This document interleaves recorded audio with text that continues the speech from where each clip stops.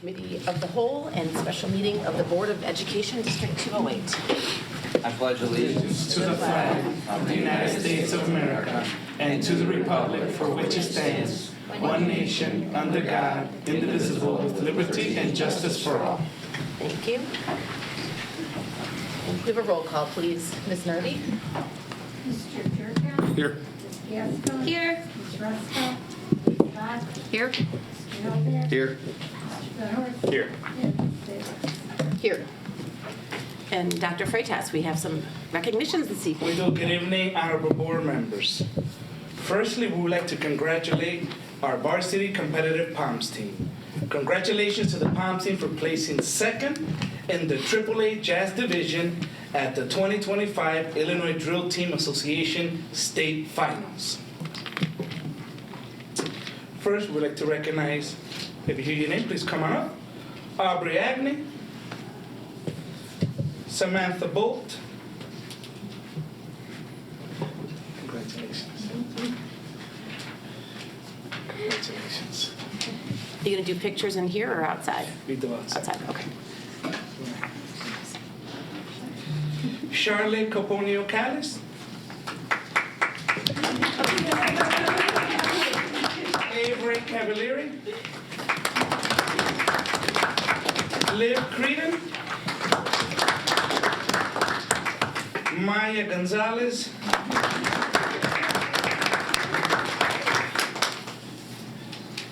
Congratulations. Isabella Kirsch. Olivia Krzysztofiak.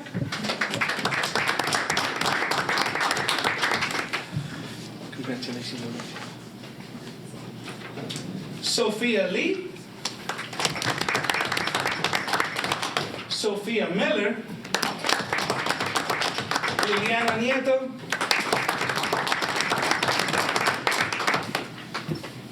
Congratulations. Kaylin Novak. Anna Pinnock.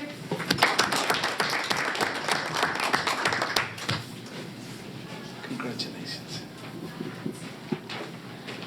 Amelia Royer. Congratulations. Addie Segura. Sadie Towers. And Anika Reeds. And now I'd like to invite our head coach, Ms. Tia Sherman. Hi, thanks for having us. Just a little tidbit about the weekend. I have a little athlete, a son at home, and he said, and he plays basketball, baseball. He said, "Mom, let me get this straight. You go all the way down to Springfield, and they have 2 minutes, one shot, 2 minutes to try their hardest and do their best." And I said, "Yep." And I thought to myself, wow, that's pretty cool that he thought to look at it that way. And we really do get 2 minutes after all the hard work from starting back from May. And the only way they nailed their performance, and that's because they were prepared. They worked so hard and were extremely dedicated. So proud of them. We also, the IDTA recognizes scholar athletes. All 17 members were recognized as scholar athletes for excellence in the classroom, meaning they had a 3.5 GPA or higher. So that is a really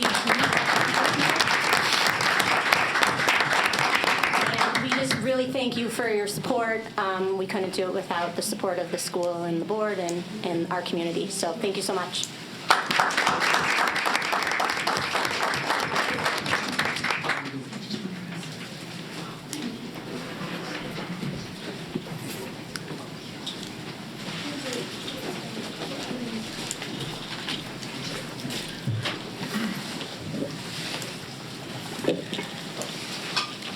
Folks, now we'd like to congratulate our chess team.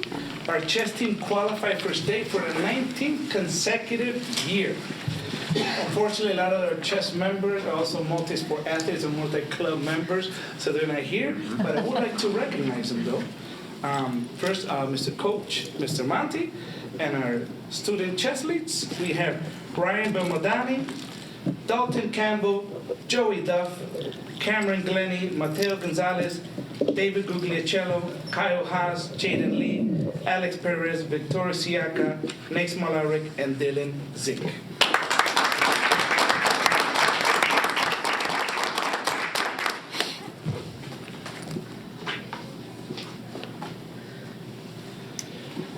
Now I'll be recognizing a young lady right next to me here, you know? Congratulations to senior Emma Lopez receiving the 2025 Aspirations in Computing National Award from the National Center for Women and Information Technology. Emma is one of just 40 students from across the U.S. Guam, Puerto Rico, the U.S. Virgin Islands, and overseas military bases to earn this prestigious recognition. This award honors juniors and seniors who have demonstrated exceptional skills, dedication, and passion for technology. While this is her first national level NCWIT award, she has been recognized at the Northern Illinois level for the past 3 years. Emma will be honored at the National Award event in Charlotte, North Carolina this weekend.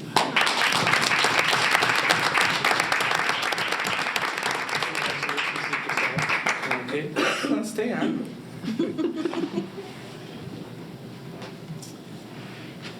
And now, Bulldogs, I would like to recognize one of our very own teachers, who I think is one of the best teachers in America. Please join us in congratulating Sandy Chaika, who has been named by the Illinois State Board of Education as the recipient of the 2025 Those Who Excel Award. Since 1970, the Illinois State Board of Education has sponsored the Those Who Excel in the Teacher of the Year program to honor educators who have made significant contribution to our state's public and non-public elementary and secondary schools. For 2025, Sandy has received the Award of Meritorious Service in the Classroom Teacher category. Those presented with the Award of Meritorious Service are experienced educators who have gone above and beyond in the service to their school communities. Sandy was chosen from thousands of nominees across the state of Illinois to be recognized for her countless contribution to education, specifically Riverside Brookfield High School. Let's get up for Ms. Sandy Chaika.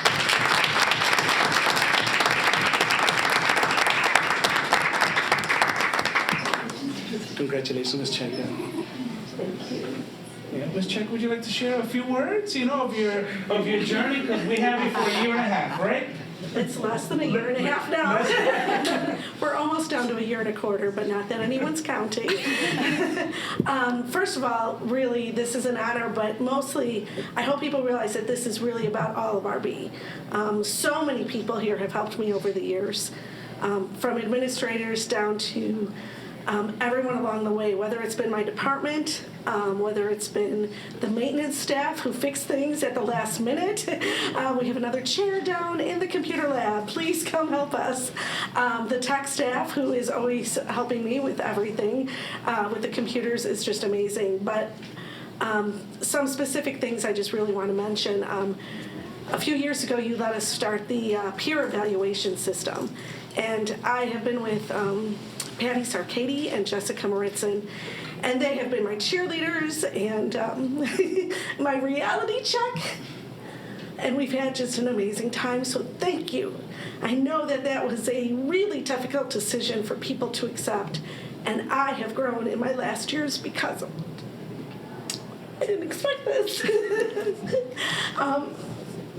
My department is amazing. We believe we're the best department in the school, and I think that's true too. Lindsay Mina is our division head, and she puts up with a lot from me, but also always supports me. Kylie Lindquist was my biggest cheerleader with getting involved with the College Board, which has allowed me to bring back so much information back to RB.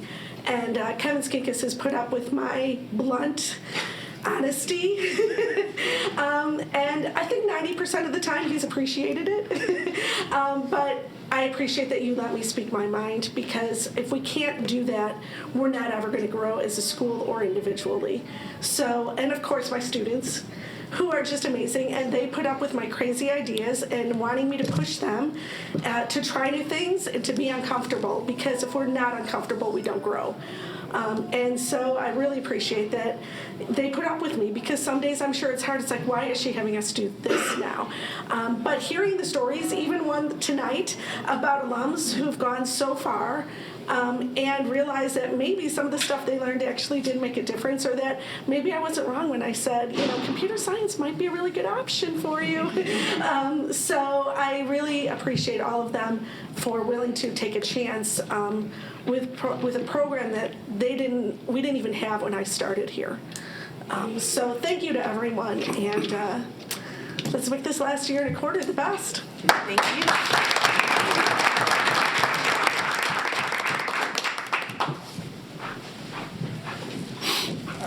That concludes our recognitions. We'll be taking a few pictures with the students and staff. Thank you, Dr. Freitas. Student Association report. Come on up. Make sure you introduce yourselves again, if you could. You got a fuller team today. Yeah, not just me this time. Right, you were left solo. Well, good evening. Thank you guys so much for having us. My name is Lucy Drent. I'm the Executive Board President. My name is Ellie Capolero. I'm the student spokesperson. I'm Caitlin Klein. I'm the Director of Communications. I'm Samantha Gibbs, and I'm the treasurer. And then we just wanted to start off with some of the past events that had just happened. One of them being the blood drive that happened on February 19th. We received 64 pints, which could save 138 lives, which we thought was really good this time.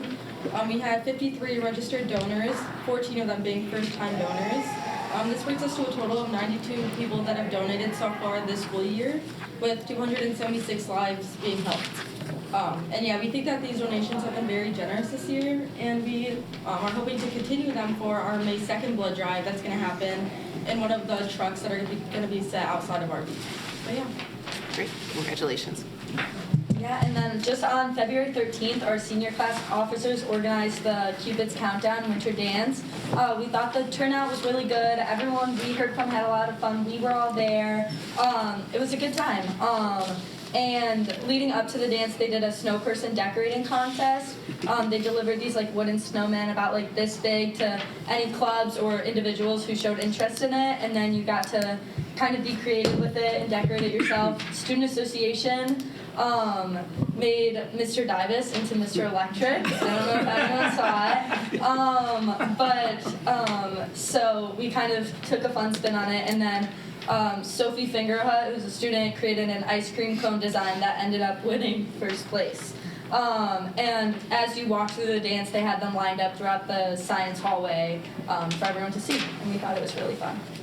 Yeah, so looking ahead just to next week, we are going to have the UEC Leadership Conference here at RB. We're super excited to have the opportunity to get to work with Mr. Mannon on this, and us on the exec board are going to be leading breakout groups. There's going to be 11 different schools here from our conference with over 150 students and staff. Can you tell us what UEC stands for? Oh, sorry, Upstate 8 Thank you. Conference. Okay. I haven't heard that acronym, so I apologize. Yeah. We're going to have a keynote speaker, Eddie Slowakowski. We're super excited to have him here. So we're going to have a speaker. We're going to have 3 different breakout groups about student voice, building culture and climate, and school spirit that we're super excited about the opportunity to get to lead these groups and work with our peers and just be able to collaborate with other schools and learn about what they do. We can, share what we do here at RB and hopefully just really, make what we do better and hopefully share some of what makes RB so great. Okay, since it was so successful in the fall, we did a scavenger hunt around the school with bulldogs and Halloween costumes, and everyone requested for us to do more. We're going to be doing one in April with spring activities, like Easter eggs, bunnies, Flowers. Yeah, all those those types types of things. And then everyone who finds one will receive a little goodie bag with spring treats in it. And then Student Association, we're starting our elections for next year already. We've seen a lot of juniors who've shown great interest that are going to be applying for exec board. You'll see them next year. And then we're doing class officers like sophomore, junior, seniors. We're starting that next week through spring break. We're going to be doing interviews for exec board. So yeah. And then, as we do every year, we have our annual Pop Tops for the Ronald McDonald House collection here at RB, starting up soon. We've been advertising all year, but especially coming back from break and the days before break, we're gonna push it real hard because right as soon as we get back from break, we're gonna start our collection. It usually goes for about 2 to 3 weeks. We're hoping to have record-breaking numbers this year. Last year we had a ton. I think we had over 200,000 Pop Tops collected.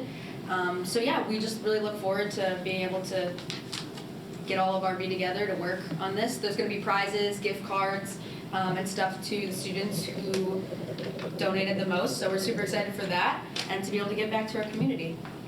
So that's all we have. Thank you guys so much for having us. Do you have any questions? Any questions from anyone? No, you guys are very Thanks busy. for your work. Really Yeah. appreciate it. When are your elections? Yeah. When are the elections? We're collecting the rest of their packets after spring break, and then we're doing it through like April. Late April. Yeah, probably. So do we I make think the we're new doing election student or advisors? interviews like April 10th. So I Yeah. don't remember, I'm trying to think about this. Yeah. I know you'll speak again probably we won't see you in March, I right? think Because it's only yeah. 2 weeks from now. Yeah, So probably the April meeting might be the last meeting we'll see this I think that's what group we're of doing. seniors. Yeah, April April, 22nd. and then, yeah, I believe that's the last one we'll be here for. And then by May, we'll have hopefully the new board to be Exec introduced. board. Yeah. Yeah. Okay. Okay, great. Enjoy your last few months. Thank you.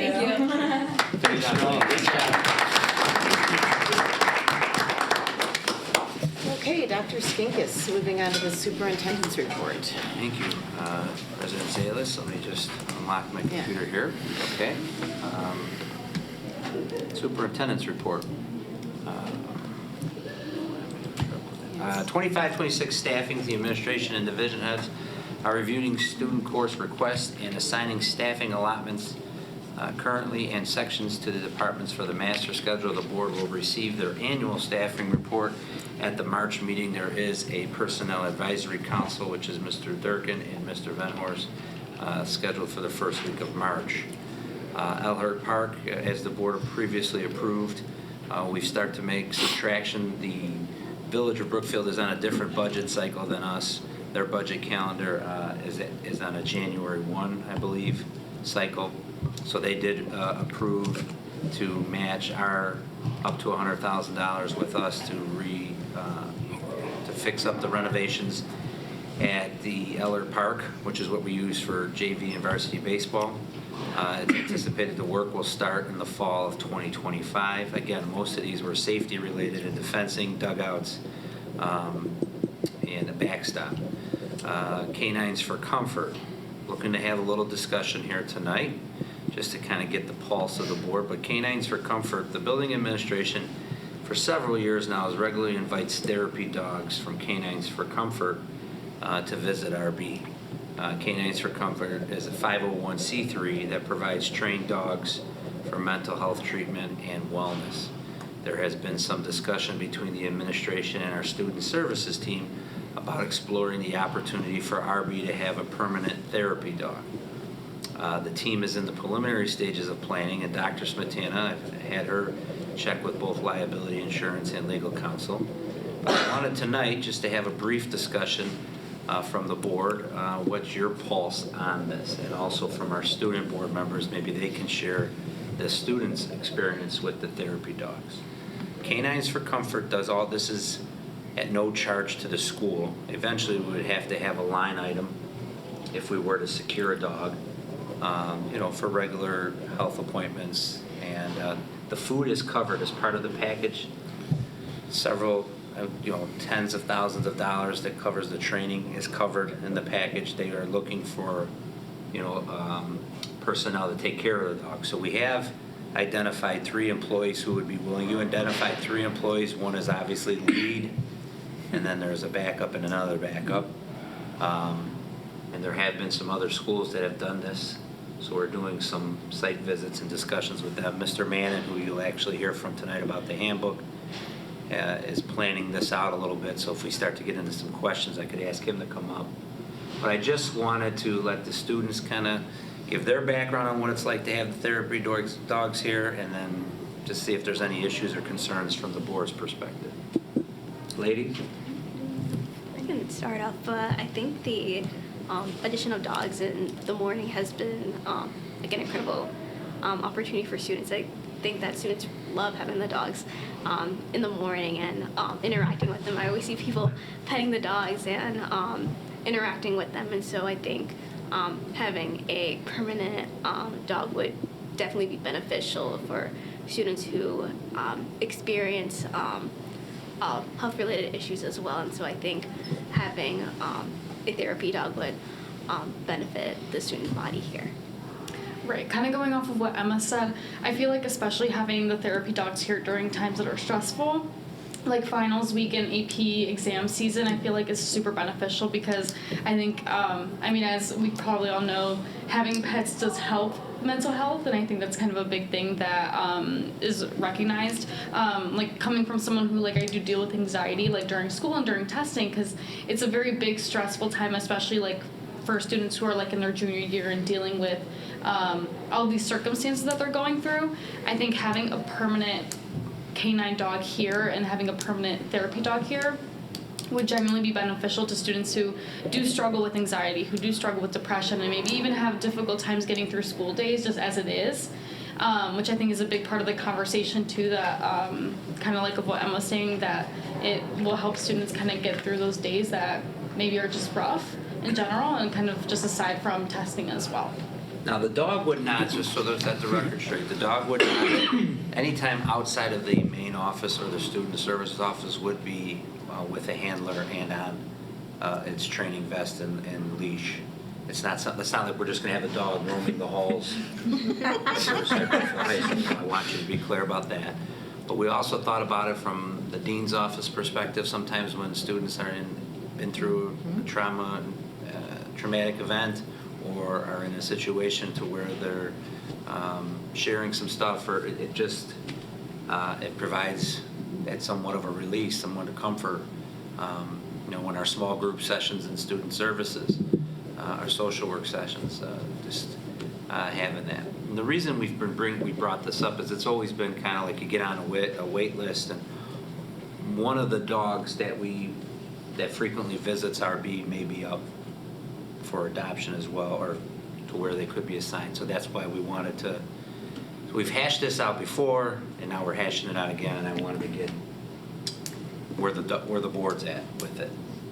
When I was on the Comarc board, Dr. Gannon, we did have the school nurse sheet. It wasn't through Canines for Comfort, but whatever it is. But the school nurse had a dog that was trained for that, and she would bring it in. I don't know if they still do it anymore, but I know that it was well received for that. And I think for a while, Riverside did. Hauser's doing a temporary program like we are right now. Okay. So, but it was well received. Okay. Is there a novelty to it that spikes when it's infrequent and wanes? I guess that would be a question for any outreach David, that you had to other. Just in case there's some questions, but when you say like a novelty, obviously. A novelty at the beginning, and then it becomes kind of, there's a dog here. I'm curious. I guess, but if it's in sessions, like right. maybe that's. And that's what I'm asking is it something where there is continued benefit? I can only say in my setting, we've had them during high stress situations, but not over the long term. I understand it in that capacity. I guess I'm more curious if you have, I guess we would call it a permanent installation, if it becomes something that is taken for granted and not utilized in that same therapeutic way, or is it? It's an open question. So, it's a valid question. I've been in talks with. Should go back and give you some quick background on this. So I came into contact with Canines for Comfort through one of my programs that I'm involved with at Western Illinois. And the principal that is in my cohort had one at her school. This is way back in 19. And that's when I started kind of like investigating this organization, which is not-for-profit, and their sole purpose is to provide canines for veterans, for school entities, for a lot of police departments in our area actually are utilizing dogs now as well through that organization. So they're really branching out and actually have an extensive wait list at this time. And to your point, I followed up with another school, Diamond Lake School District, the last couple days, and what they do to make sure that it is effective is they have an ongoing survey and benchmarks that they want to view and see in regards to social emotional support. Where are we at with that? Is that still a vital thing that's good in the best interest for students? And so that's been a beneficial thing for their school district. I think with any program, it's good to have benchmarks and to see where you're at with the uses. And one of the things that they really lean on is not only for the social emotional, but also for speech therapy, for events, and also the connection with the community. So those are like the three big areas that they're leaning on. And just to add, I think in our building and in any school, right, we have tough moments daily, right? Our kids go through a crisis on a daily basis, so having it available for that moment could only be helpful, at the tier 1 level. And thank you, Mr. Mann, for all the work you've done, because we've seen it. I've seen the smiles on our students' face. I've seen their anxiety levels lessen, and their smiles grow, when the dogs are around. So, at least qualitatively, I will say they're effective and it works. We've also received some positive feedback from staff members Oh, yeah. of just having a different impact on them in the morning, seeing them here and having a few minutes to be with the dogs or pet the dogs. Are there multiple dogs here when we do it on like a busy day like finals or that, we usually have anywhere from 2 to 3. So when we get this one, would we only have one then? I would think that would be the primary focus is to Yeah. have it here all the time, but if we, that doesn't mean we couldn't stop a bigger event to possibly have a second dog show up or have them come and do a check on a busy week so that they're here on. But the focus would be to have the one for sure all the time. Do the multiple dogs help you guys, or is that not I an would issue? say yes, because I think typically, anytime someone walks into the building and they see a dog, they're gonna gravitate towards it. So I feel like having multiple dogs helps kind of balance it out. So not one dog is getting overwhelmed, I think, by multiple students, and not kind of being towered over by 10 students who are wanting to pet it. So I think it does definitely help, and kind of with the congestion mostly of it. The difference between that, Mr. Novak, will be on those days when we have the multiple dogs, that we have them usually right out here at door A, so when all the big traffic comes in for final exams, or if there's been something going on, right, it's the initial walk-up, but we have not tried them yet to where they've sat in on a therapy session or a one-on-one session when a kid's in the dean's office or in their social worker's office or going through something. We haven't been able to kind of get to that next phase yet. Question, so if we decide to move forward with this and then the benchmarks that we set after so many aren't being met, how committed are you to having this dog? It's a district dog, so the district would belong to the school, and haven't seen any return, in my research. That's fair.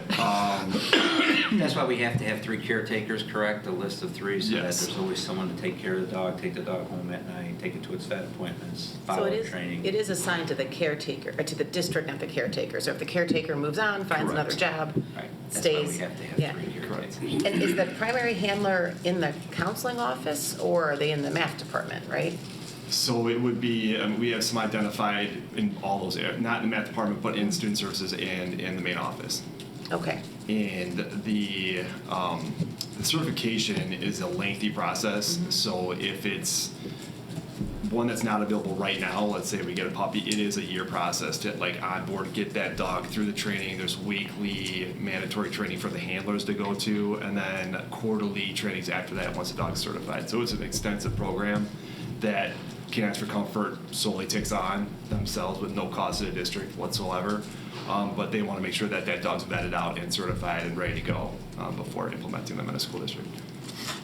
So I think you said an outstanding issue would be the legal review and liability. I guess I would add to that any extra contractual hours that would be required from handlers for training.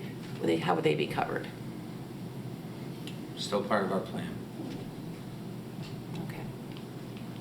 So I think that We for sure have already talked about the grooming and the vet, and that would be covered on behalf of the district.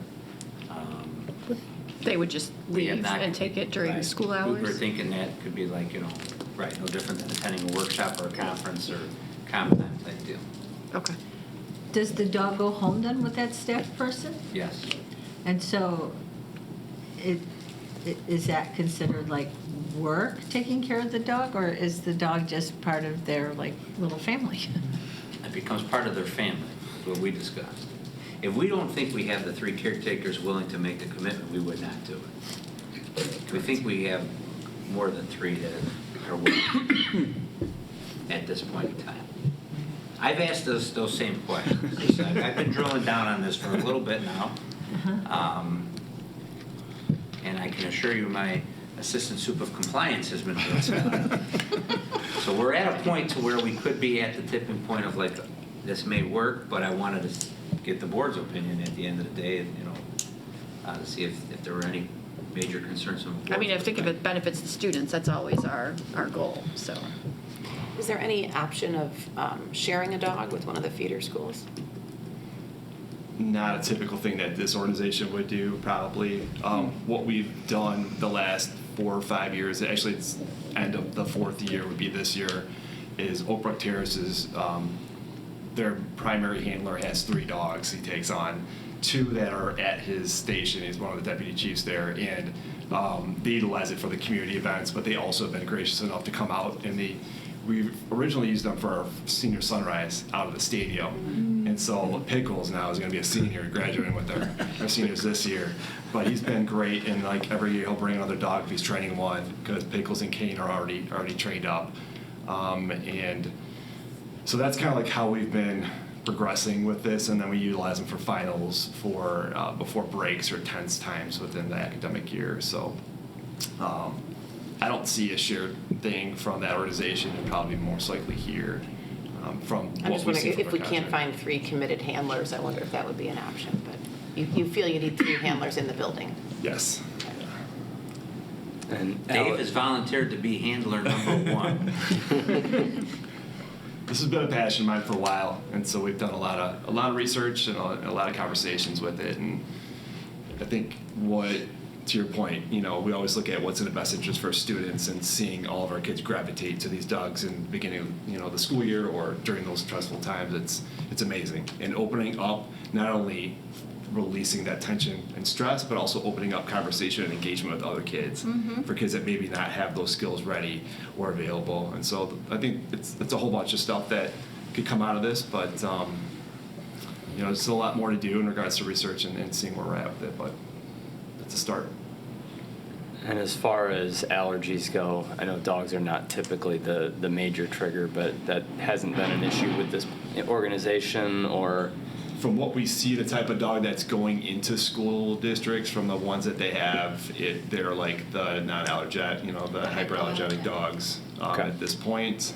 But that is definitely a question that we would have with them. And then if we end up getting to the point where we are looking maybe to move forward, we can have Lisa come out from the organization and speak to the board and give you more of an insight as to like who she is, why she founded this, and then what is the future of dogs in schools going forward. Because that could tell you that the police departments are moving less, I think, towards canine drug sniffing dogs and more towards social emotional dogs. From St. Charles, they have adopted one from Canines for Comfort, and it's in the school settings, and it's not hyperallergenic, but they don't seem to have any problems along those lines. The dogs we bring now are not hyperallergenic. Labs, Doberman Pit. And there's been no concerns from students at this point. I don't imagine that's it's a question I think thing. from a liability perspective we want to explore, right? There's workers' compensation impacts, there's liability. The dogs are trained, but they're still an animal, right? So I think I sound like a dog non-lover. I do love my dog.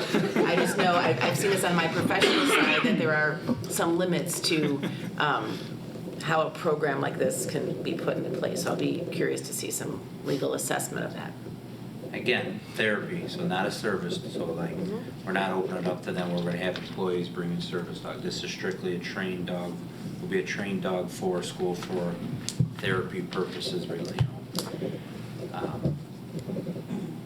Okay, so if I'm getting the feel from the room accordingly, it's not stop, it's continue to investigate. The next time I would bring this to you is if we have an opportunity to secure a dog and we have to make a decision. Okay? That could be soon, it could be long. I don't know how this will work with the organization. But at least so if they ask. Well, yeah, right. Like, so they had, like, one of the processes to do the final adoption is board approval. Correct. But so I didn't want to just drop it in front of you and be board approval. I wanted to make sure it's okay to proceed with this, to put our names on the list, and to proceed. So unless Kristen comes up with a major roadblock, which I'm sure from an insurance or legal standpoint, they're going to point the finger at each other and make up some kind of waiver. But again, it's similar to, you know, it's similar to allergies that we deal with in the cafeteria. We have some events, you know, things that we put in place to make sure those students are safe and can function, so we could do that with this as well. What kind of insurance do we need when they're here, like for a week? Or We haven't done anything. you haven't done, Right. okay. We don't have any additional. We don't need any additional insurance Because it's from short-term. a It's preliminary conversation with our liability insurance. Yeah, I would say as long as there's nothing insurance. Well, I mean, so related. they're a non-for-profit, but on a rental basis. I mean, I think that, I'm just curious I'd like to have a law firm look at the draft agreement and provide us some feedback. Not that you need an additional rider, I don't know, but I do think there's an indemnification issue. You're dealing with a trained animal, right? And if there's some flaw in the training, where does that liability sit? That would be my question. And how do other schools handle it? Right, because they are in other schools. So that's why Dave's continuing to pull more schools and talk to more schools. Yeah, and schools that do have these dogs, they are more than willing to share everything and anything that they have, from the start of the process to the board presentations to all that. So Diamond Lake's been great. We've had some talks with them actually today, and yeah, they're more than willing to give us whatever they have. So. Okay, Cool. thank you. Thank you. Dave, you have a part in while you're here. Would the board president be comfortable if we just have Mr. Manning cover his point of the agenda so then we can send him home? Sure. Can Want to I get out of ask order? you a quick question on the Allard Field? Before we do that one, so we don't. From my report, Yeah, from your report. okay? So, when we do that, does the public then have access to those improvements on that field? Like when there's no I school, does believe Brookfield the get to field use is it? secured so that it's RB, Western Conference, and Brookfield Little League that use that field. Only. I don't have access to that, how they secure that. Okay. I was It's my just understanding those are the curious. three entities that are the primary tenants of that field, or users of that field. Okay, so, but like the public wouldn't be like, oh, this is a great field and want to like try to Well, we use put it? we put over 100,000 over the last two projects at North Riverside, and those are not secured. So the public uses them, and we're not using them. Okay. So And they're that's- still in good shape. That's no different. at And North- nothing at happens North to them? Riverside. Okay. And they're still fine?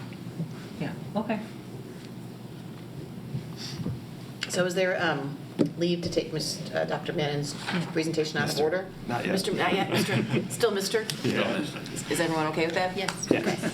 Please, sir. And this is only the first read on student handbook, correct, David? Correct. Yes. Okay. Okay, well, good evening tonight. I'll present the summary of the proposed changes for the 25-26 student handbook. This process was guided by our students, our parents, staff survey responses, as well as discussions held within our student equity leadership team and our building leadership team, as well as our board representative, Ms. Lack. Changes to the handbook are a direct result of these conversations, and this is the first read of some of those proposed changes. The first item in this report outlines changes to the academic dishonesty procedures. It's more or less a lot of formatting than language changes, but I'll go through what the team added here. Last semester, Kyle Lindquist, our assistant principal of curriculum and instruction, met with our divisional heads to review the academic dishonesty procedures. Through those conversations within their departments, and Kylie has reshaped the academic dishonesty procedure with the purpose of condensing language to make it an easier and more understandable procedure. Much of the language within this academic dishonesty section stayed consistent. However, as you can see in the first box, the team expanded language related to plagiarism and presenting material from other sources without citing. And we're seeing this more and more in regards to documents created using like artificial intelligence or using like unauthorized notes, aids or materials during quizzes or tests.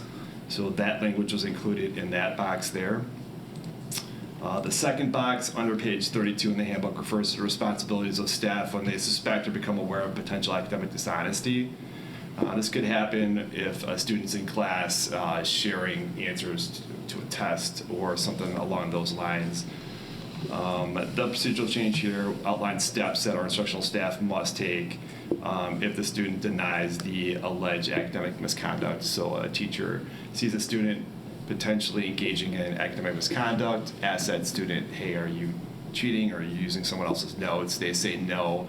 the next steps they are already identified in our handbook. We're just making it an easier view for students and parents to read. So built within that procedure, there's supports from the divisional head, which with the adoption of the division heads, we wanted to include them in the process along with the assistant principal of curriculum instruction to conduct that investigation. If the investigation leads to a positive finding that there was academic misconduct, the steps were included for the staff member to follow, such as notifying parents of the investigation findings, documenting in Skyward, and working with the dean's divisional and Ms. Lindquist for associated consequences. That's the next section, and that's under page 23. So a lot of those procedural steps are already included. We just wanted to break that out in a more of a condensed version. Language in the consequence category stayed consistent as well. The reformatted steps were more in a bulleted format with specific actions for each offense. So that's under page 62 in the handbook.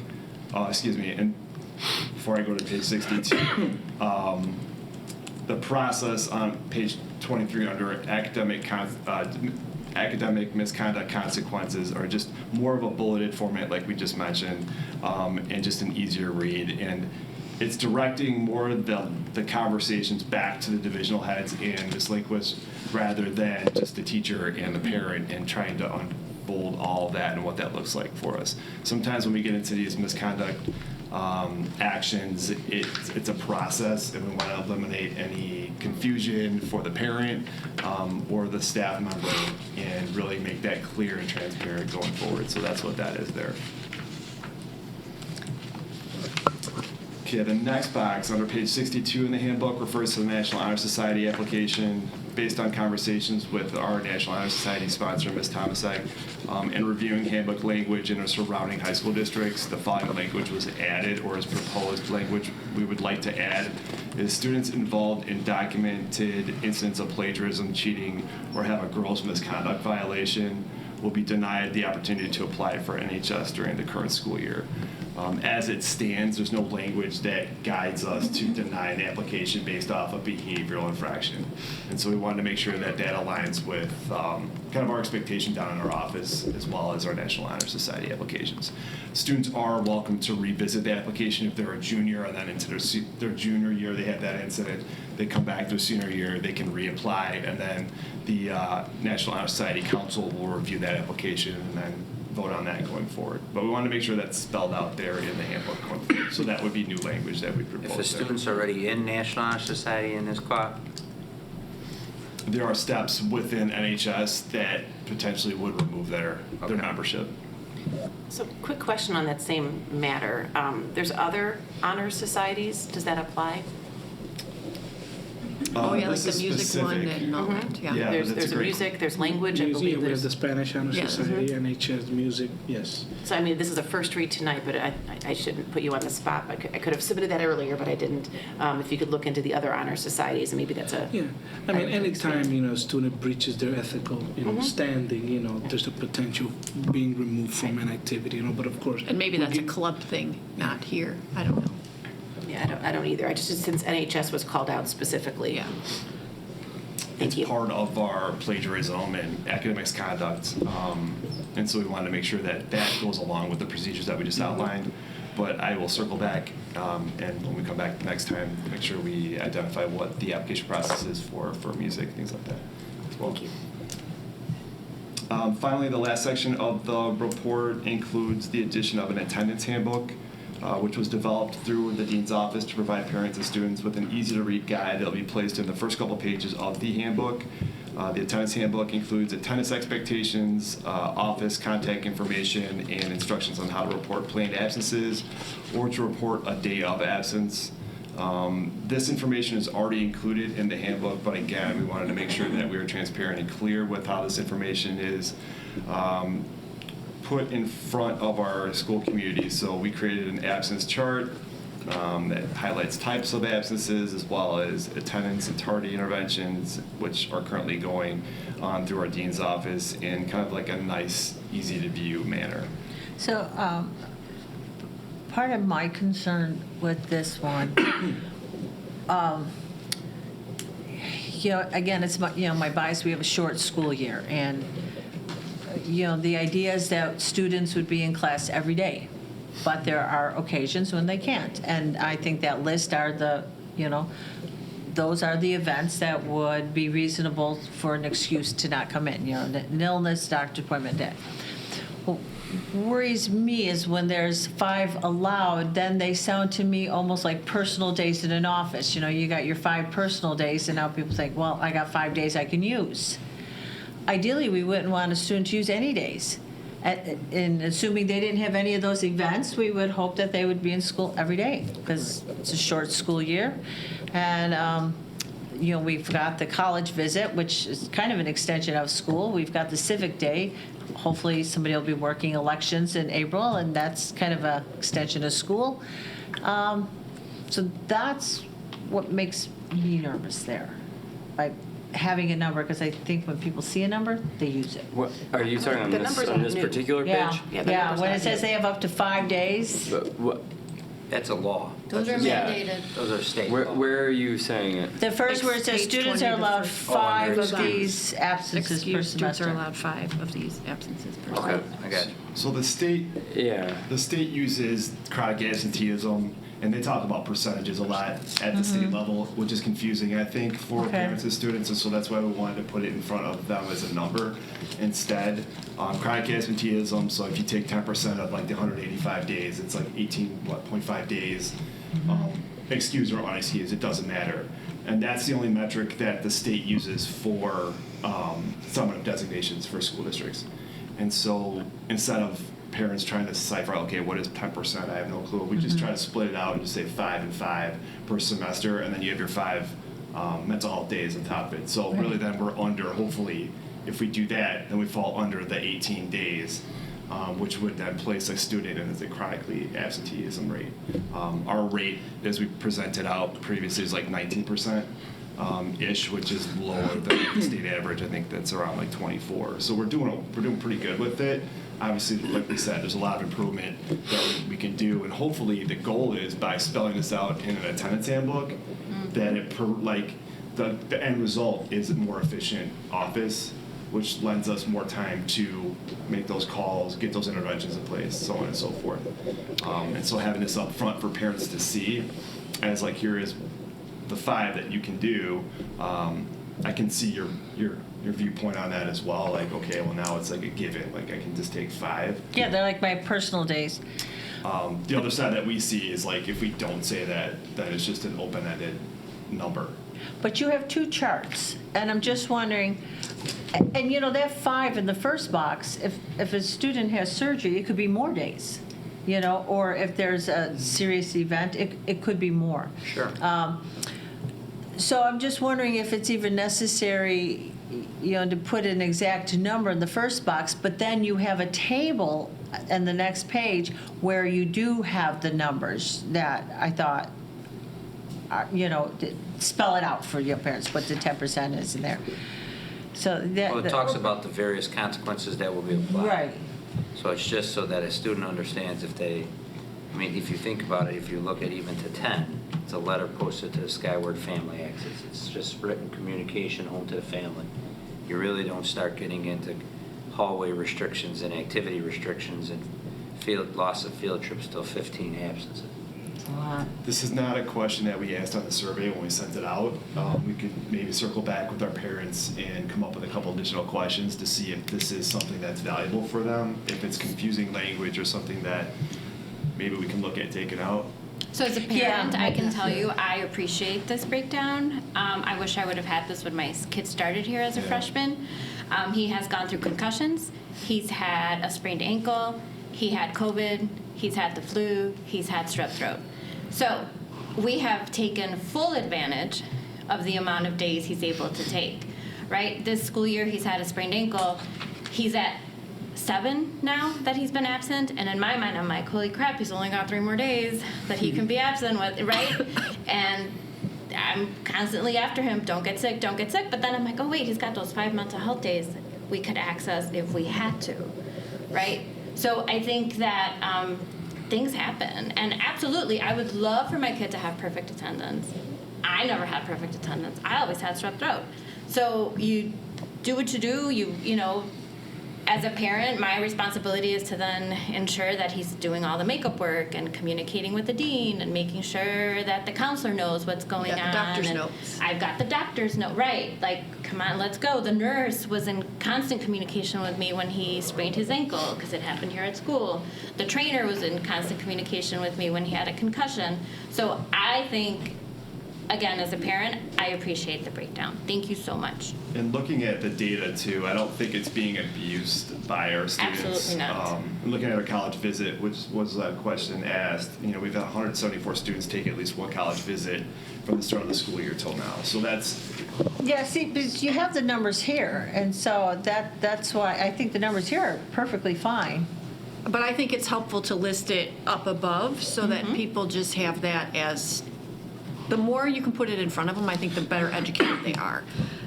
Like, I didn't realize when my son was competing for a full ride scholarship that we could have taken that as a college visit day.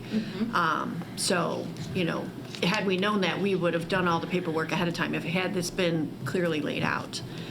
Just like when we went to go visit a college as well. Like, oh, I didn't realize that he had 2 of those. Yeah, and those days are specific. My only concern was that first box, to put the 5 in there, because I think the 5 is kind of irrelevant. If somebody has surgery, it's going to be more than 5. Or, I think the 5 in the box it's located are very serious matters, right? Right. And so the 5 is kind of... No. So my point is, it's helpful to have some context to it. You don't wish anyone having a death in the immediate family 5 times, right? I would actually mirror what Lorena said. This is a really helpful tool overall. I think having it as a new parent, especially to the school, to understand how attendance works, and then the part about tardies, I think is really helpful. I think it's a good addition to the handbook. And I think it's a good improvement, and it's something that should be implemented and then reviewed next year to see, like, okay, where was there confusion? What can be tweaked? Those sorts of things. And remember, the purpose of putting this stuff in there is just to over-communicate. Parents are going to call their kid out, they're going to call their kid out. I think we're not trying to encourage that behavior, we're just trying to, like, clarify. Put some guardrails on it. Yeah. Emma, Olivia, from a student's perspective, any feedback on this?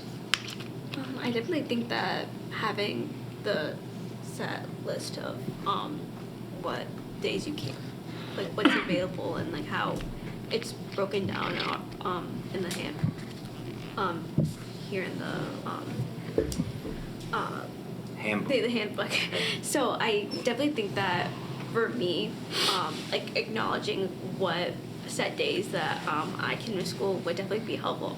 I haven't missed a day at school yet, but I think for me and my parents, I think it's a very beneficial tool that would allow us to break down when I can and cannot be absent, and I'll work through the days when I have to be. If I have to miss school for a dentist appointment, or I have to attend a conference and such. And so I think it really allows me to deliberate with my parents and work alongside the school to establish the times where I can schedule my absences if anything comes up, or whenever I'm sick. And so I think having this breakdown in the handbook will definitely be beneficial to families.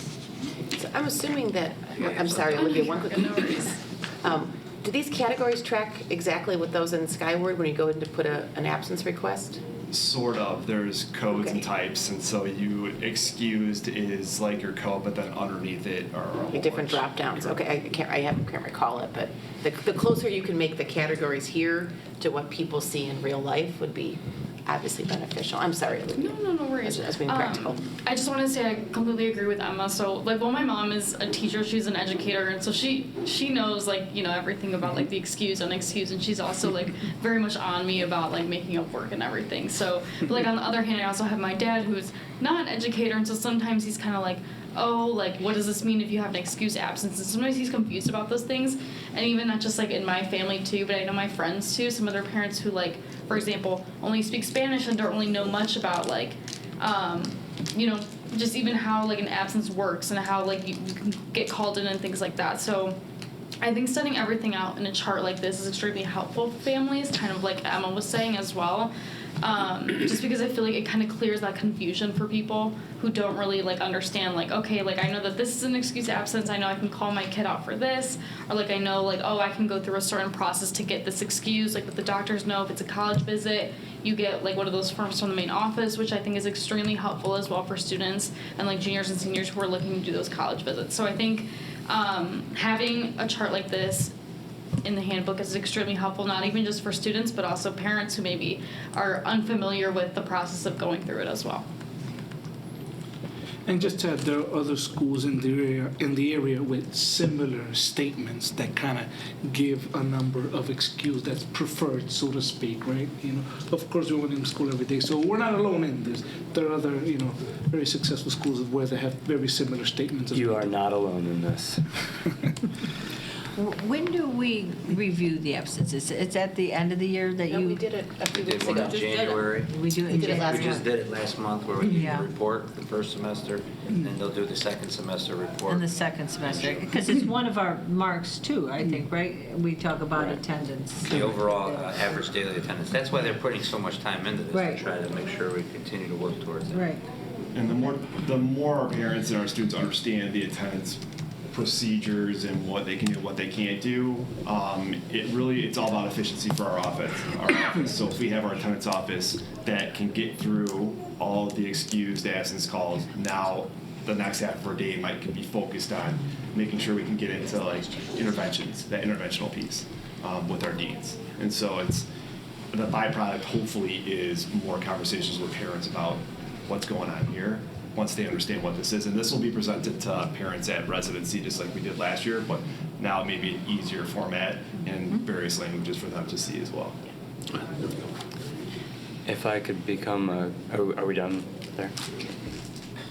I think.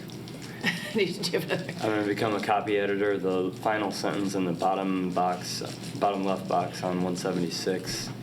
Students who do submit makeup work by the deadline are not eligible for full credit? That is a conversation that we have a lot in regards to what's acceptable, what's not acceptable.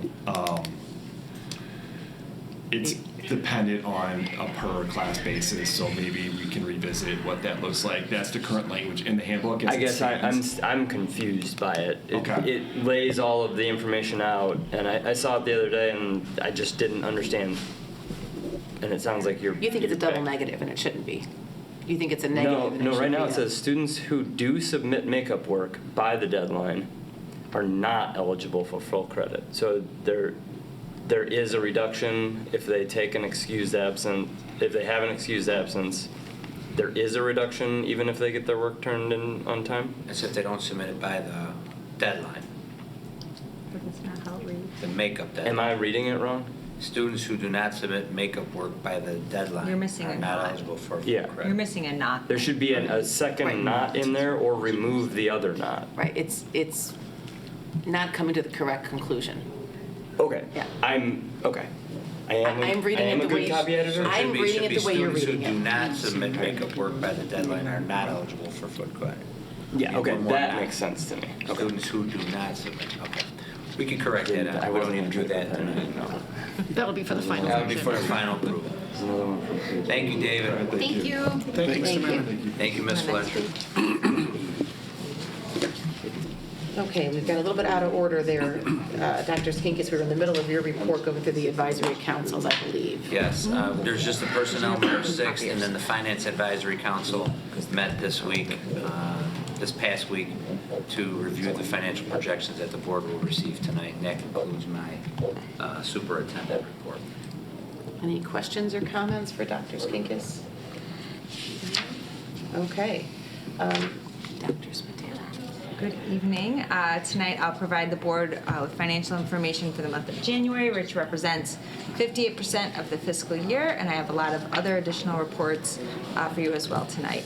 I'll begin on board book page 9. The monthly summary report shows the total operating revenue for the month was $1,556,485, with 48% from federal and state grant reimbursements, 20% from evidence-based funding, which is our state funding, and 20% from interest on investments. The total operating expenditures for the month were $2,473,429, 74% towards salary and benefits, 15% on operations and maintenance, which is primarily our liability insurance for the calendar year, so January through December, and then 4% on special education tuition. Next set of reports, there was a question submitted about the working cash balances on page 10 through 13. So I will do my best to answer them, but if I miss something, please let me know.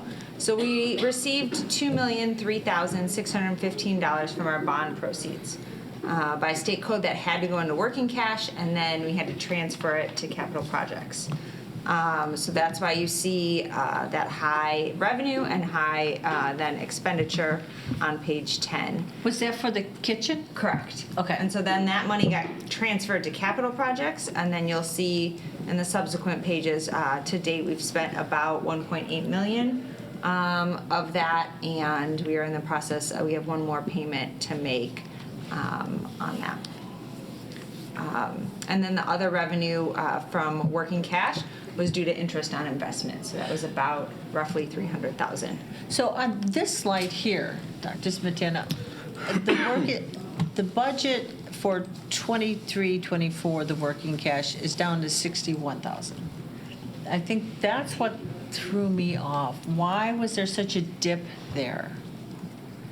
Like I wasn't, I guess, and I was wondering if I was confusing our working cash. That was last year's, where do you see the 63? I see 61. Line, yeah, it's 70 working 7 lines cash. down, yeah. 61,114 working cash. Yeah, so that was budget. last year's budget. Right, compared to 24, and then really on a typical year, the only revenue that we get in working cash is from our interest on investment. Oh, so We that budgeted was just we were gonna looking at get- what new revenue would be coming in that year. Correct. But this year we did the bond, and that's where we got the That's what extra. spiked the revenue. Okay, But okay. really, when you take out the roughly $2 million that we got from our bond proceeds, pretty close. it's roughly about $300,000 that we got from Okay. interest on investment. And that's Okay. typically the only revenue in a typical year that we get in our working cash fund. Okay, so that's what it was. Okay. Okay, yeah, that clears it. And that was relatively a high point for investment income. Correct. We won't be seeing that in future years. We did well so far in the first half of this fiscal year. We are not anticipated to do as well in the second half of this fiscal year, but overall, we've done well, and then we do anticipate next year interest on investment going down. So Okay, thank you. So on that page, the summary of revenue shows that the district has received 53% of our budgeted revenue for the year, and this percent is slightly higher than this time last year, of almost 50%. On the next page, a summary of expenditures shows that the district has spent 60.34% of the budgeted expenditures for the year, and that amounts pretty similar to this time last year of 60%. As always, I included the statement of revenues and expenditures for our board accounts for the month of January, and there's a question submitted on board book page 21, which was why was one municipal retirement account over budget by $471, or you can see it was kind of flagged because it's 158.9% of budget. That fund is primarily budgeted as a whole, so that particular line item, we added a position last year, and that person's municipal retirement is being charged to that account. Is it just one person, or is it like a collection of like multiple people? Well, the reason it's over budget is that particular line item is we added one position, and that's the account that it's hitting. It's new. So it's new, and I didn't account for that when doing the budget, but the budget overall for a whole for that account will be under budget. So it's just that one particular line item, so it'll be adjusted for next year's budget. So is that kind of like we're catching up because it's a new person, or we're adding more in that? Is that why it was so much higher? So the budget's kind of arbitrary, like it's a guess depending on which account you're looking at, because if it's a salaried account, you can calculate it and it's pretty straightforward, but if there's any extra work or It's a, account where you're doing stipends out of or things of that nature, then it's a guess. And so that's why we budget more for that account, Fund 50 as a whole, and make sure that we're on track for that budget. Does that make sense? Yeah, it does. And then I also have included our activity account summary for the month of January as well. New this month, I included on board book page 28 our our budget calendar for fiscal year 26. This is the timeline that I use to develop the budget. It's in line with previous years. So you can see, not much happens in February, but we start to ramp up in March. And the process really continues throughout September. And the board will see the budget several times before approving the final budget. Next, the financial projections for fiscal year 26 through 28, along with the revenue and expenditure assumptions used to create the projections. I'm not going to go over and read the assumptions in detail, but it is important to note that the projections are a snapshot in time, and it's really subject to the information that we have available. There are a lot of big items that are beyond our control, and some of which we don't know at the time that we do assumptions. For example, CPPRT still remains higher than pre-COVID levels. It did drop from fiscal year 24 to 25 a little bit. There's some speculation it might drop again this coming year, but we won't know for sure until August. Our state funding is another big one that we don't find out until August, so we've had to make some assumptions, and so that's why I include the list of assumptions. But as you can see on the next page, you'll see that the district's budget for this year was anticipating a deficit of roughly $1.2 million. That was in the budget that the board approved. That's that first column going down on the left. But primarily that was due to some capital projects, the biggest project being our solar panels. Due to the delay in the solar panel process, which I'll touch on later in my report, financially that really won't hit until next fiscal year. So we will finish our fiscal year this year with close to a balanced budget, but then obviously that will result in a higher fund balance than what's listed as well. But then that project goes into next fiscal year, which is why there's projecting to be a deficit for fiscal year 26. And then the main reason for the slight deficit in fiscal year 27 and then the surplus in fiscal year 28 is due to the decreasing debt payments in levy year 26. And so all of the debt payments will be closed out in December of 2027. So if the district is going to issue any bonds, it should be done in advance of January of 2028 to avoid a dip and then a spike in property tax for the homeowners.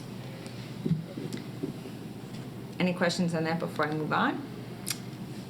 I thought that's what we were doing, or that was just We for did the that kitchen. with the kitchen. We did, but this next step would be all of the debt completely for the district comes off, and the district would have no debt.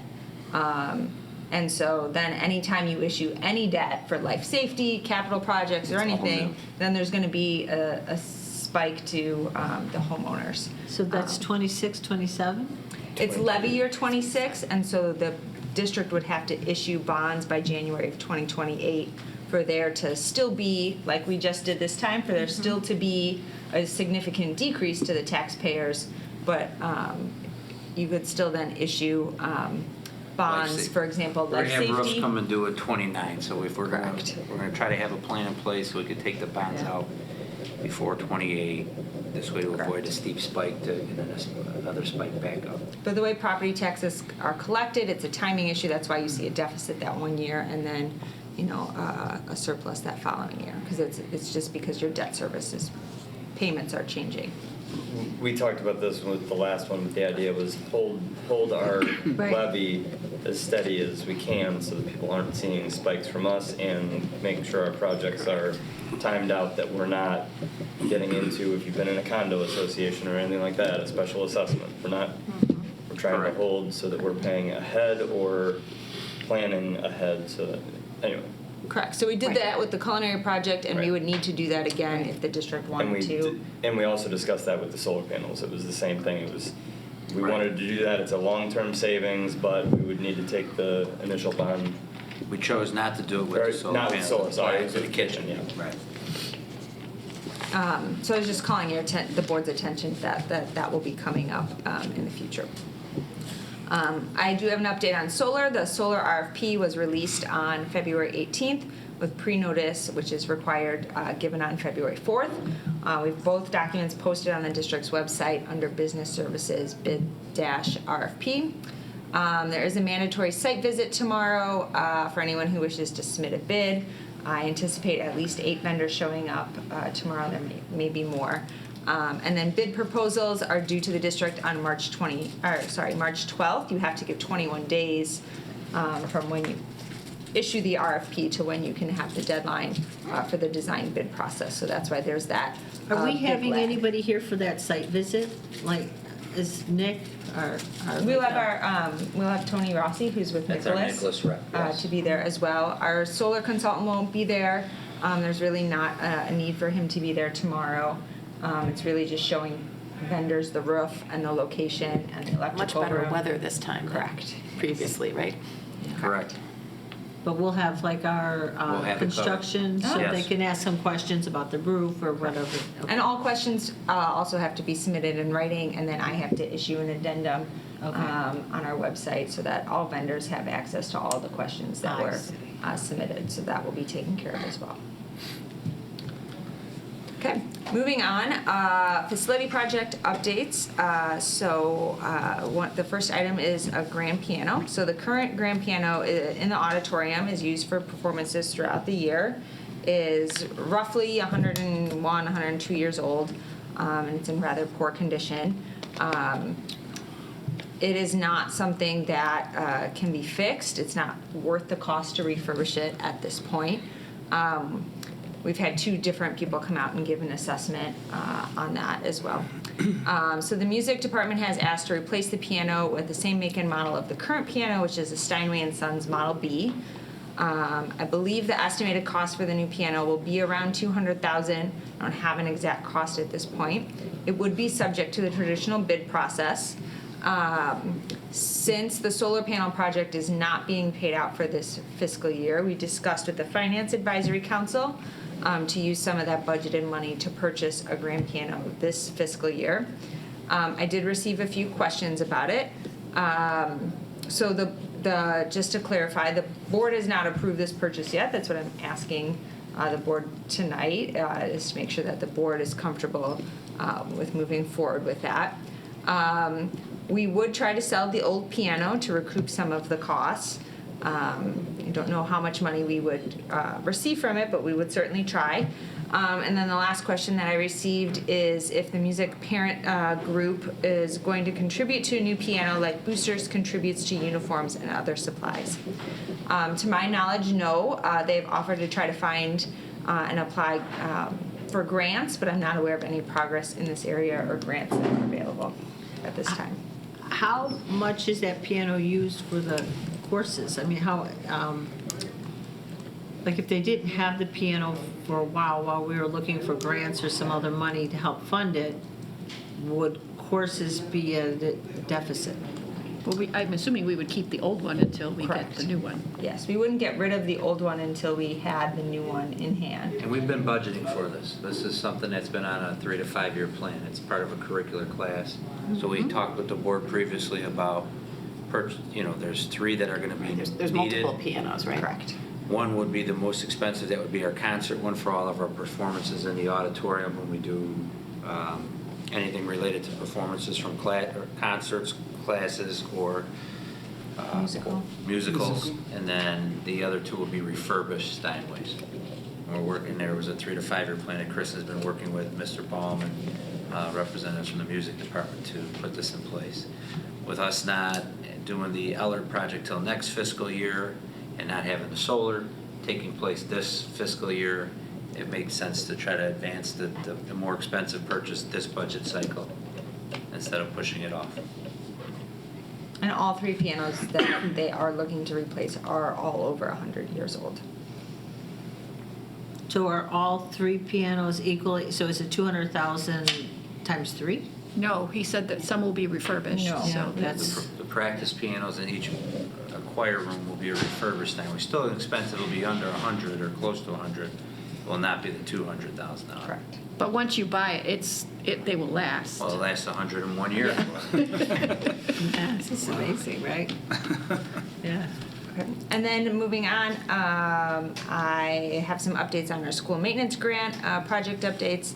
The starting blocks on page 31, I included some pictures for the board on the new starting blocks for the swimming pool. They were installed prior to RB hosting the swim conference meet for our new conference on February 8th. And obviously, all of the swimmers were really excited to have that, especially before the first conference meet. The diving board and stand, the administration's in the process of receiving 1 additional quote. We have 3 already for the new diving board and stand. The estimate is probably around $20,000 to $25,000, depending on lead times. We hope to install the board sometime, probably more realistic this summer. And then lastly, on board book page 32 and 33 is some information on the weight room floor. As the board recalls, last year received a donation from Boosters to replace and get a lot of additional equipment that was needed. And so the district has decided to replace the floor that is very needed. And so we are working with a company called Ecor Athletic and Direct Fitness to review the design, materials, and installation plan. So what I included was not very exciting, but the overall view of what the weight room floor would look like.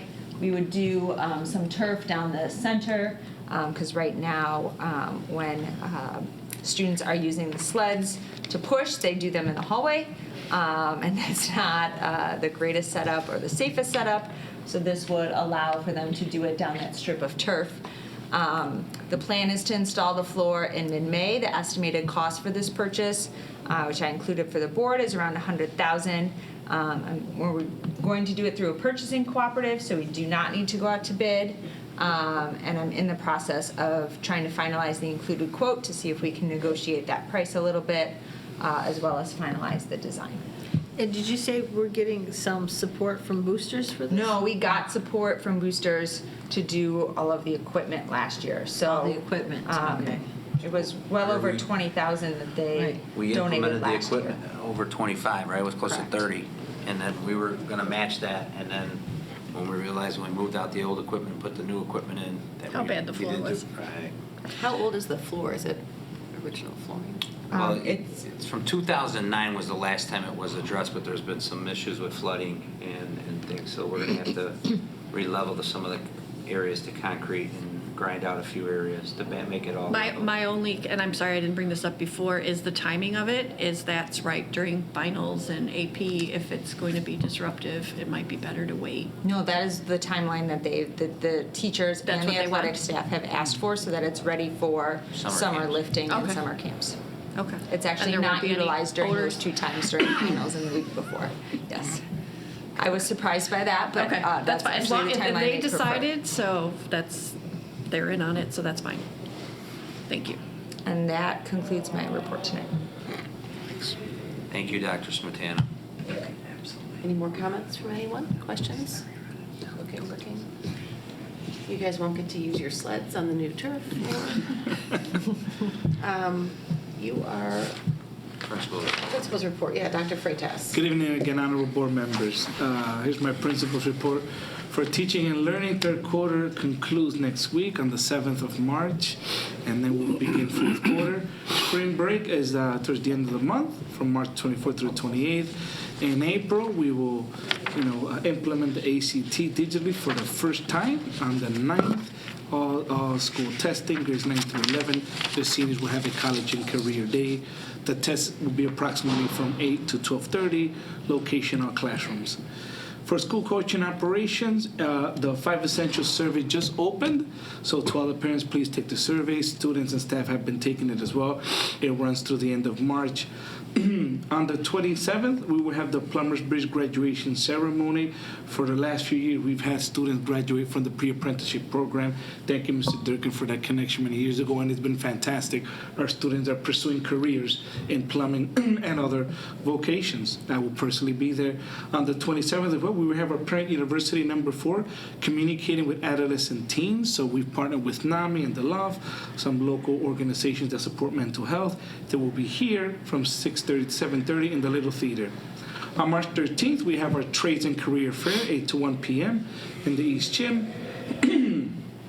And for activities and athletics, on the 26th, tomorrow, we have Boys Basketball Regional, 7:30 p.m. We host Oak Lawn. And when we win, then on Friday, we will see the other team from the other side of the bracket. So Boys Basketball Regionals coming up. And that concludes my portion of the report. Student advisors? Alrighty, well, thank you, Dr. Freitas, and good evening, Honorable Board. Thank you so much for your time. To begin with teaching and learning for March, like Dr. Freitas mentioned, next week Friday the 7th is the end of the quarter. So since the quarter ends next week Friday, we just want to make sure that students are expected to and also recommended to complete any missing assignments, make up any extra work before quarter 4 begins, so you can kind of end quarter 3 on a good note as well. Then moving on to school culture and operation for February. On the 18th was the Brookfield Zoo Job Fair. So this was held, they had information for students. I know they were passing it out during lunches as well, who were looking to work in either food, beverage, retail, face painting, custodial, warehouse, admissions, and more at the Brookfield Zoo. So for anyone who's possibly looking for a job for the summer, any students who are interested in working over the summer, they have the opportunity to find more information from the Brookfield Zoo. So that was on the 18th. This was from 10:30 a.m. to 1:30 p.m., so this was during all lunches in the cafeteria. And then for March, on March 3rd, is the Alliance Township College Fair. So this is from 6 to 8 p.m. and this is at LT's North Campus. So this allows for students to be able to talk to any college representatives, find new schools that they may want to apply to, and find more information about schools on their list. I know I attended last year. It's an extremely beneficial college fair to go to because they have so many schools there, and I actually discovered like one of my top schools that I ended up applying to there. So it's extremely beneficial event for students to go to, and so I definitely recommend that students take advantage of that opportunity that they have. All right, and now moving over to Emma. All right, thank you, Olivia. So for activities in athletics starting in February, on the 10th, boys wrestling had their regionals competition. So regionals was held here at RB, and the RB wrestling team was named IHSA Regional Champions. In addition to this, senior Edgar Mascaro qualified for state at sectionals, and he was named 4th in state in Class 2A. On the 15th, the chess team also went to state. They qualified for state for the 19th consecutive year, and the team was led by Captain Zix Molark and Dave Gulcicielo. The team finished 69th out of 128 teams. Moving on to the 22nd, the boys swim and dive team had their sectionals that occurred at Fenwick High School, and seniors Nate Kissel and Aiden Pancros were named state qualifiers. And we're wishing good luck to Nate and Aiden this Friday at state in Westmont. On the 27th, as Dr. Freitas mentioned, there will be a mental health resource event in the Little Theater for parents communicating with adolescents and teens. And it will be presented by Trina Bacchus, who is part of the NAMI Metro Suburban. And in the month of March, for the 6th through the 9th, we will have our spring musical, Rock of Ages. The spring musical is about two young lovers who try to save a venue in Los Angeles. And that will occur on Thursday, Friday, Saturday at 7 p.m. and Sunday at 2 p.m. The location will be in the auditorium, and it'll cost $10 for adults and $5 for students and seniors. So we ask that you come and support our Hollywood and Sunset casts. And that concludes our report for tonight. Good job, Emma. Good job, Olivia. Thank you. Yes, thank you for all the information. Is there a question? Yeah, I was going to go back to the career fair. The trades fair. Yeah, that's March 13th. That's a Thursday. That's a late arrival day. Is that already planned in for students? Yeah. Okay, moving on to district goals. I don't think we had a planned Not discussion much to for this update the evening. board on, just the finance one, where it's had review and update the curriculum guide. Now that we're wrapping up staffing, the real deep dive, we did the initial dive to make sure some of the listings and course selection sheets were cleaned up, but now the division heads and the building administration will start doing a deep dive to see if there's any classes that need to be reworded, removed, some things like that. So it will eventually bounce to the curriculum advisory somewhere at the end of this school year or over the summer, but we'll have to see how that all plays out with after the results of the election if we redefine those advisory councils. And that was really the only update. Everything else is moving as planned. Any other comments or questions? Looking. Visitor statements. Are you here for visitor statements this evening? I'll give a little plug for the musical. Sure. Let me read a statement if I could. The Board of Education welcomes and encourages the participation of its citizens in the business of the school district. There are 2 points in the meeting where visitor statements are scheduled. Citizens are welcome to raise questions or make comments at either one. Comments will be limited to 3 minutes per individual and cannot be combined. Please note the Board of Education will not answer questions or engage in dialogue during visitor comments. If a person would like additional time to address the board, such a request should be submitted in writing 48 hours before the meeting to the superintendent. So. Okay, Gen Xers, where are my Gen Xers at? This musical, Rock of Ages, for those of you who like Quiet Riot, Journey, Foreigner, that whole era, then this is for you. So come on out. It's music from our era. It's going to be really fun. These kids are working really hard, so come on out and listen to some good headbanging, big hair music. That's it. Thank you, ma'am. I'm working on it. Yeah. Get ready to get the gel out. We want us to do that a little bit. Additional discussion items. Does anyone have any requests to add additional discussion items? Not seeing any. Under old business, I don't think we have anything specific to life safety, capital improvements, or sustainability.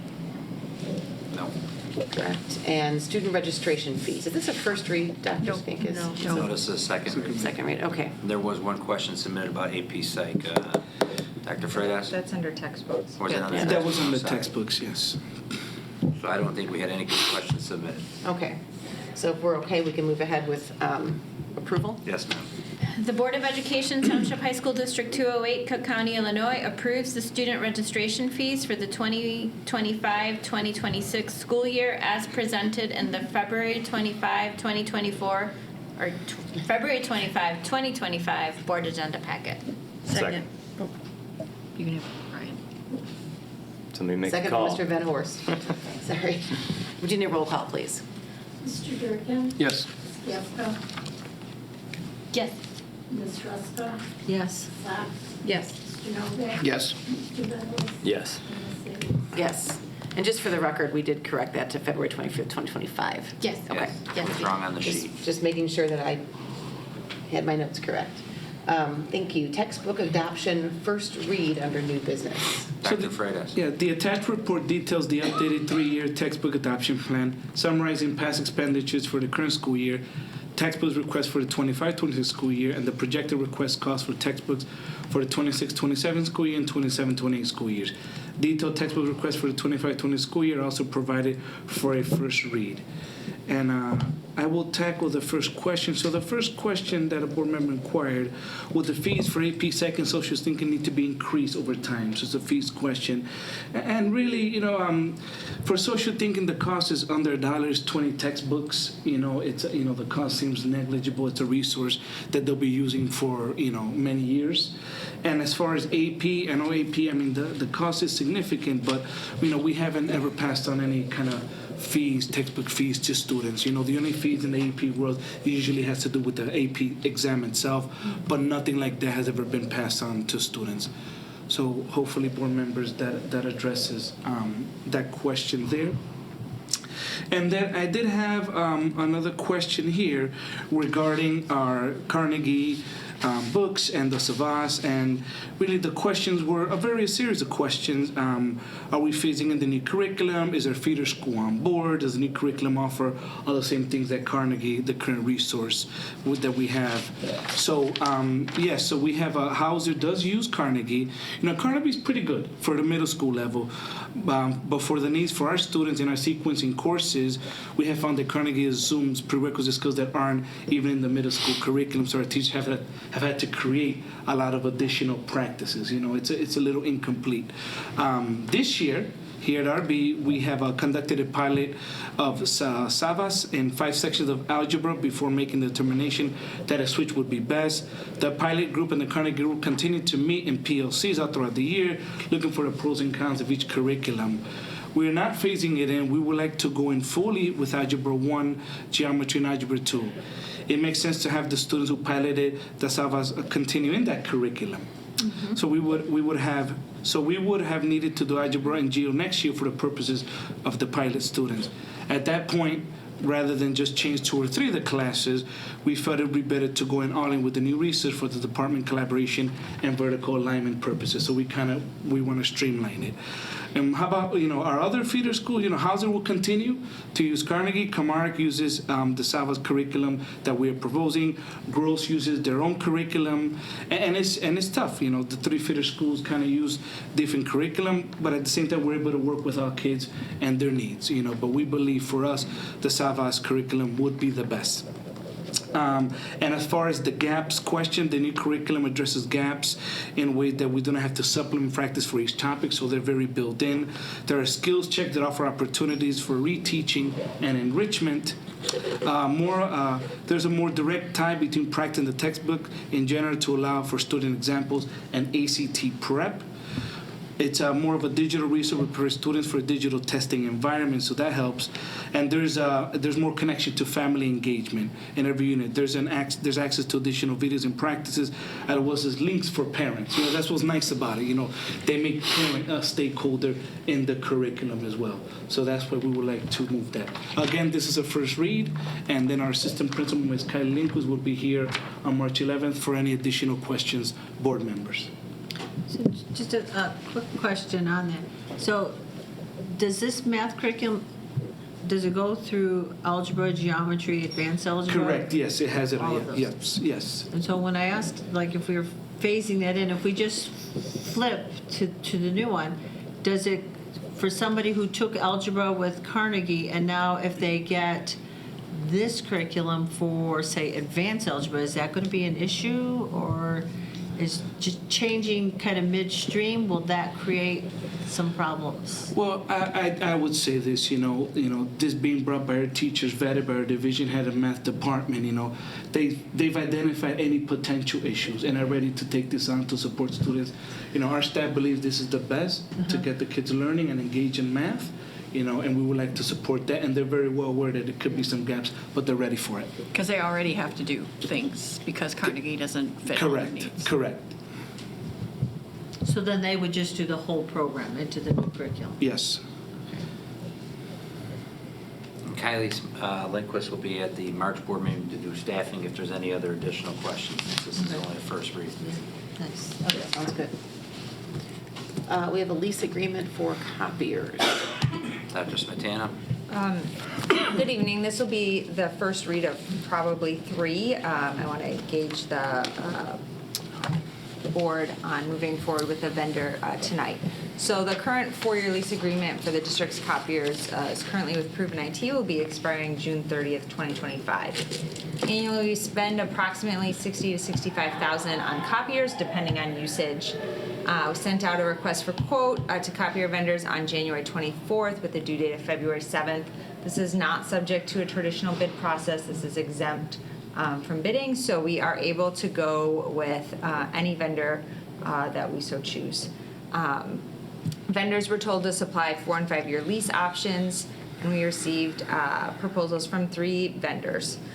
We currently have 13 copiers in the building. Next year, we are choosing to go with 15, and the reason we're increasing is because we currently have 3 largest models, and those are the models that break down the most. So to get in doing an assessment of our existing copiers, it makes sense to remove those models and add 2 additional smaller copiers that can handle the volume, and we would replace those we would place them in science and English offices, which currently don't have copiers, because we did an assessment of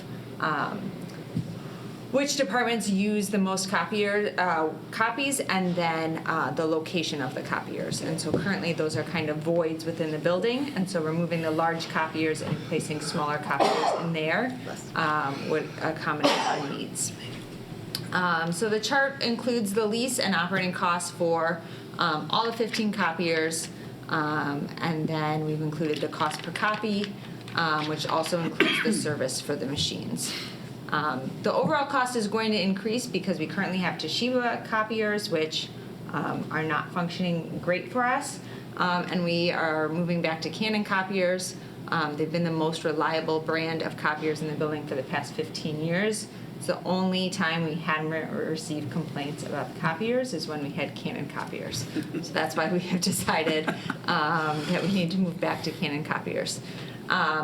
So due to some installation and service and functional problems with our current copiers, administration recommends choosing the 4-year lease agreement with Canon. The copier, like I said, Canon is slightly more expensive. However, they exclusively sell and service their equipment, which we believe will help expedite service calls that should resolve any service issues immediately. Their warehouse is also located, and their office is located in close proximity to RB, so they won't have problems getting parts or coming out to service the machines.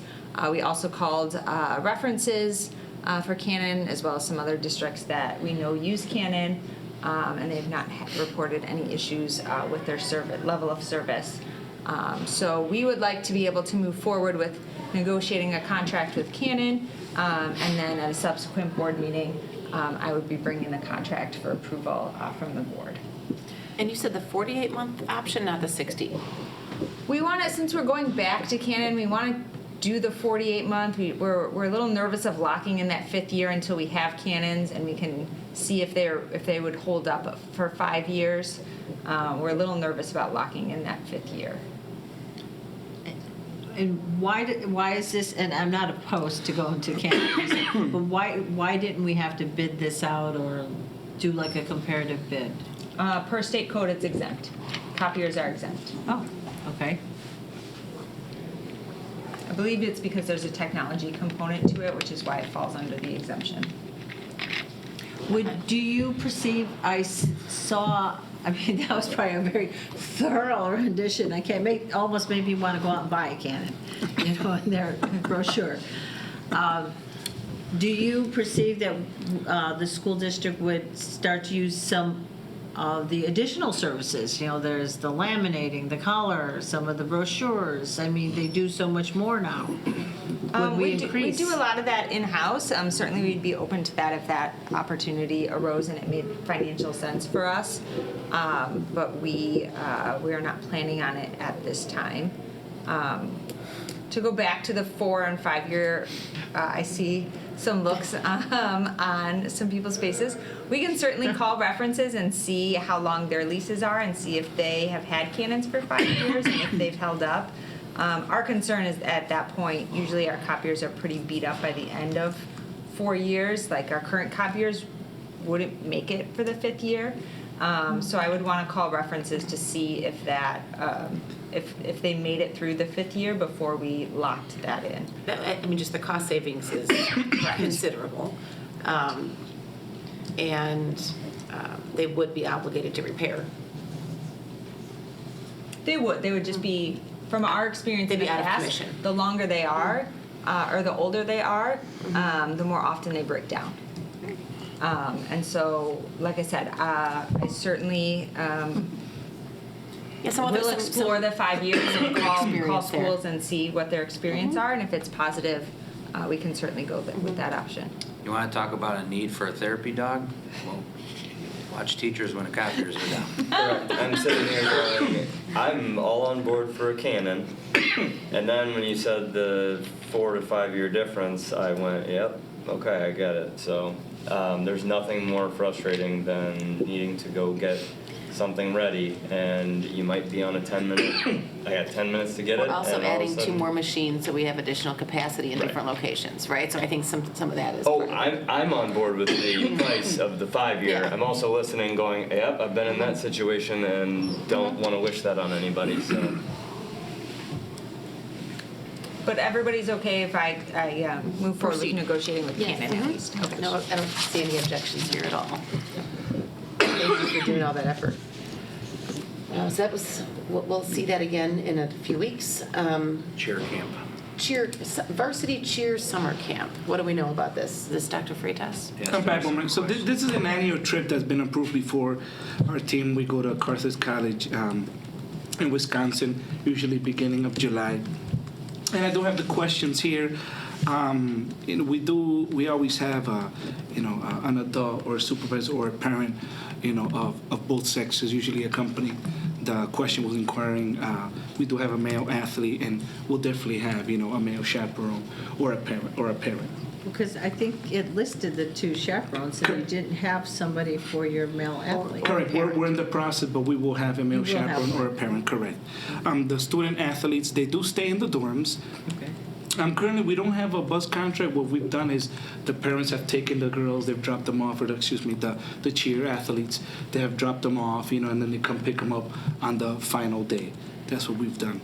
Oh, so they have to get their own right up there. Correct, yes, that's what we've done, yeah. Usually the parents drop them off. I'm sure there's carpooling already. Yeah, carpooling, yes. And again, Okay. this has worked without a hitch. It's worked without a hitch. Yeah, it's over the last few years, it's been fine. Okay. And then I had one final question about chaperones paying their own accommodations. The coaches, they're responsible from their state. At least they've communicated with me, and again, they've done this, over the last few years. So the coaches are responsible for their own state. Oh, the club or the sport is not providing for the coaches. Okay. Yes, the coaches they're their responsible own. for their own state. Yeah. I do have a question. The coaches are not driving the girls, right? No. And if there are any the student athletes, and if there are any student athletes who, because I'm looking at 19 athletes, that's a lot of carpooling. Yes. Maybe explore Amtrak, because I know that Carthage is super close that's right, yeah. to the, and that's one of their selling points, is that they're close to the Amtrak. Close to the Amtrak. So as a backup to carpooling, you might want to look at that. Okay. Supporting public transit, I can get behind. Yeah. Do the students drive themselves? This was a first. It's, to my knowledge, it's always been parents, Parents? dropping them off or carpooling, a community of parents coming together, yes. Do you need us to review this or approve this tonight? Would that be helpful, or? You could put it on the consent if there's any additional questions. Yeah, you want to do that? I mean, there are quite a few questions on it, so why don't we move it to consent for the next meeting, if that's okay with everyone? That's fine. Okay. Student handbook, the board got their Yes. first read on that. So Thank that you. will go for approval in March. Can we move that to consent? I'll look around. Do we want to, are we comfortable moving the student handbook to consent? Yeah. Okay. And if there's questions, we could put them always ahead. submit They can always be Yep. submitted, yeah. Yeah. But we can always pull something out of consent, too, if Yeah, or there's just something that ask comes a up. question and still vote it in consent if there's a question. Visitor statements? Second pitch for Rock of Ages? No? Okay. Discussion items, we didn't have any requested. Any consideration of items for future meetings from anyone here this evening? Not seeing any. Matters for closed session. We have appointment, employment, compensation, discipline, performance, or dismissal of specific employees of the public body. Student discipline, individual student matters, purchase, sale, or lease of real property, probable imminent or pending litigation, collective negotiations, and school safety. The Board of Education, Township High School District 208, Cook County, Illinois, enters closed session for the purpose of considering the closed session matters as presented in the February 25, 2025 Board Agenda Packet. We have a second? Second from Mr. Van Horst, and we need a roll call to go to close, please. Ms. Gasko? Yes. Ms. Ruska? Yes. Ms. Slack? Yes. Mr. Novak? Yes. Mr. Bevler? Yes. Mr. Griffin? Yes. And Ms. Salas? Yes. Okay, it is 8:44. We want to convene.